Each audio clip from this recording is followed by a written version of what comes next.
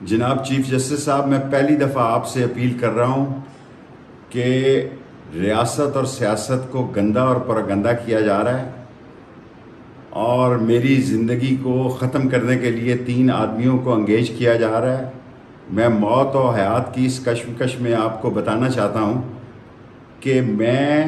القادرہ trust کے ایجنڈے کے وقت موجود نہیں تھا اور میری شہزاد اکبر سے کبھی نہیں بنی، اس کے کسی ایجنڈے میں نہیں بیٹھا۔ اگر بیٹھا ہوتا تو میں ضرور نیب میں کل شہادت دیتا، لیکن جھوٹی گواہی دینے سے میں موت کو ترجیح دوں گا۔ اور آج میں آپ کو بتانا چاہتا ہوں جناب چیف جسٹس صاحب، 30 ہزار روپے کے ملازمین کو اٹھا کے نامعلوم جگہوں پہ لے جایا جا رہا ہے، ہمارے گھروں کو توڑا جا رہا ہے۔ میری ماں کو مرے 30 سال ہو گئے ہیں، اس کے گھر کو بھی توڑ پھوڑ دیا ہے۔ رات 70-80 لوگ رینجر سفید کپڑوں میں اور پولیس، جس ایس ایچ او کو رات ہی لگایا گیا ہے کہ اس نے F7 کے گھر میں نہ صرف توڑ پھوڑ کی بلکہ گاڑیاں بھی لے گئے اور سامان بھی لے گئے۔ اب بتائیں، اس ملک میں اگر آئین اور قانون کی حکومت نہیں ہوگی تو پھر پاکستان